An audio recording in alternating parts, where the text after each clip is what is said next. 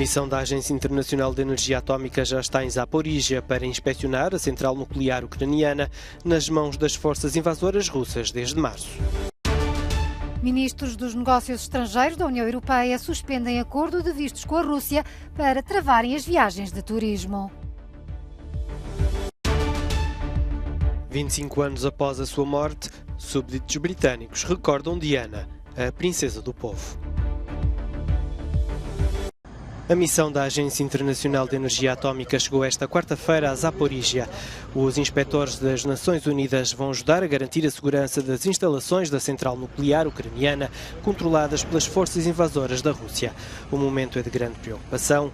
O diretor da agência sublinha que a missão é complexa e morosa. Temos uma tarefa muito importante para realizar: avaliar a real situação, ajudar a estabilizar a situação tanto quanto pudermos. Estou realmente muito consciente da relevância deste momento, mas estamos prontos. A Agência Internacional de Energia Atómica está pronta.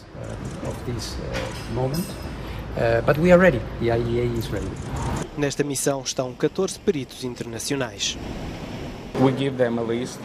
Damos-lhe uma lista dos principais pontos muito importantes que devem ser verificados. Isto de um ponto de vista técnico, e outro é o ponto em que os militares russos se encontram. Temos indícios de que estão a tentar esconder a presença militar e por isso devem verificar todas essas informações. A missão da ONU recebeu garantias por parte de Moscou de que pode prosseguir com os trabalhos na maior central nuclear da Europa em segurança. No entanto, as forças ucranianas locais pró-Kremlin acusam Kiev. A delegação da Agência Internacional que planeia vir tem garantias de segurança por parte das forças aliadas e da Federação Russa. Vão ser tomadas todas as medidas necessárias para garantir essa segurança. Mas gostaria de salientar que, neste momento, o regime ucraniano está louco e nada pode ser excluído.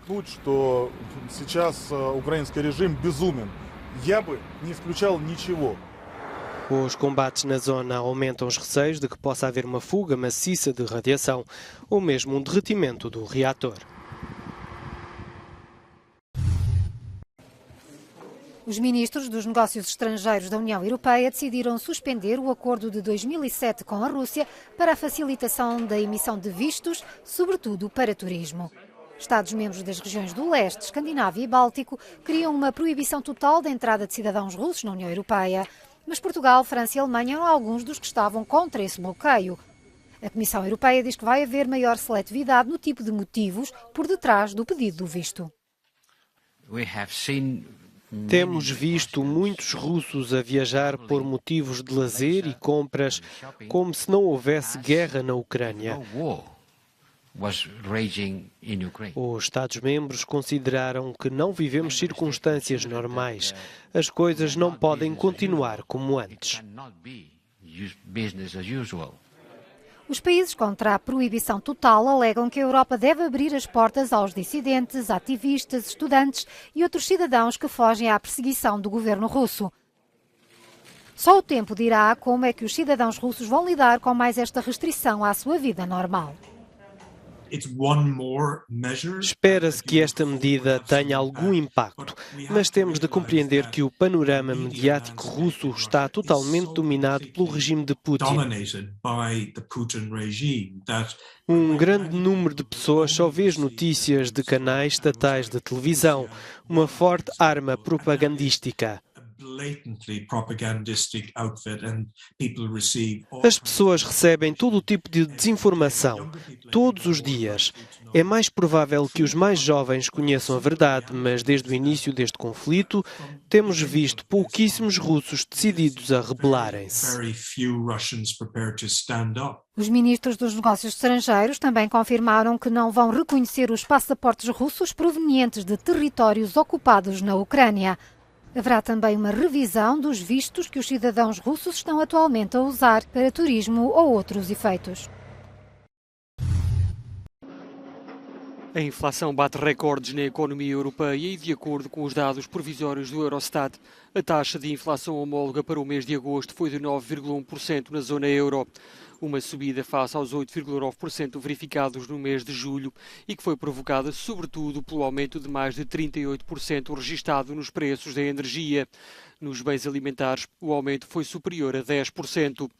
Portugal registrou um índice harmonizado de preços do consumidor de 9,4%, semelhante ao verificado no mês anterior, e que, apesar de ser o mais alto de sempre, deixa a economia portuguesa a meio da tabela na lista de países com a moeda única.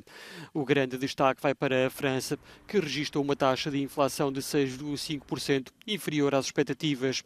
No polo oposto estão 3 países bálticos, Estónia, Letónia e Lituânia, particularmente afetados pelas limitações no acesso à energia russa e que registaram taxas de inflação superiores a 20%. Os valores recorde colocam ainda mais pressão sobre o Banco Central Europeu para aumentar novamente as taxas de juro, por forma a tentar conter a subida de preços. As cerimónias de despedida a Mikhail Gorbachev decorrerão sábado em Moscovo. De acordo com a agência de notícias Interfax, tratar-se-á de um funeral de Estado preparado pelo Kremlin. O antigo presidente da URSS será enterrado no cemitério de Novodevichy ao lado da sua esposa. Entre os russos entrevistados nas ruas da capital, Gorbachev não era uma figura consensual. Ele fez pelo país o que podia fazer e o que tinha de fazer. O facto de ter destruído a União Soviética arrisca tudo o que tem a seu favor. Existe algum tipo de ressentimento em relação a ele pelo facto de já não sermos a URSS, de já não estarmos juntos, de estarmos divididos, de estarmos longe uns dos outros. Ele fez muito pelo país, mas também prejudicou-o muito. Para a Rússia, penso que ele era uma figura realmente significativa. Foi graças a ele que a Rússia apareceu, por isso penso que é uma grande perda para muitos.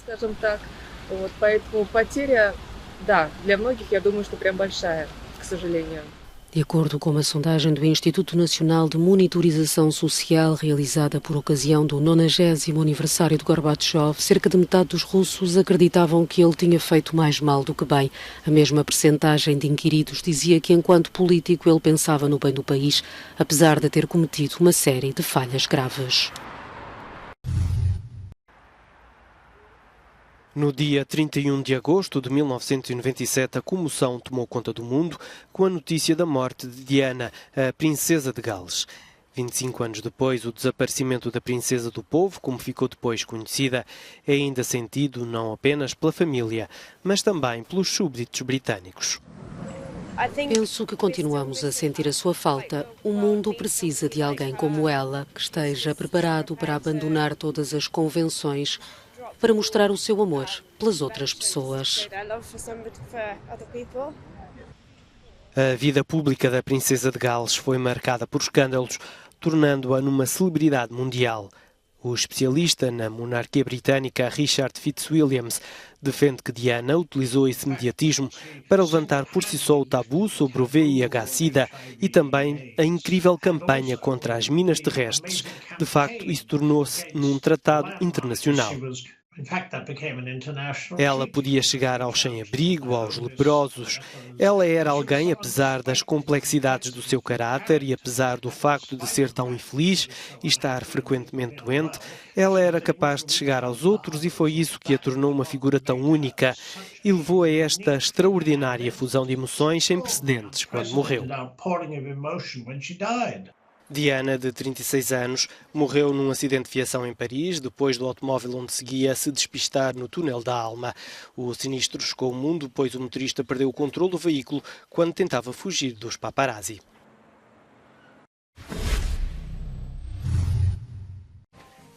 A seca continua a ser um quebra-cabeças em muitos países. Em Espanha, na pequena cidade de Ribadavia, em Ourense, Galiza, muitas pequenas empresas reinventam-se para sobreviver no meio de restrições ao consumo de água. Uma cabeleireira viu-se obrigada a trabalhar com água engarrafada. Temos água das 13 às 15 e das 20h30 às 23, ou seja, fora do horário de trabalho. Fazemos o melhor que podemos. Uma situação semelhante vive em outros setores de atividade. José Manuel da Barca, proprietário de um bar, vai à fonte buscar água. É a primeira vez que isto acontece em Ribadavia. A seca, ou o que quer que lhe queiram chamar, nunca antes houve tão pouca água como este ano. E temos os rios Minho e Ávia. Mas os caudais dos rios, entre eles o Minho, estão muito baixos. A Câmara Municipal colocou depósitos de água nas ruas, transportada por caminhões cisterna, enquanto se repensa a bacia hidrográfica, uma solução, mas a longo prazo.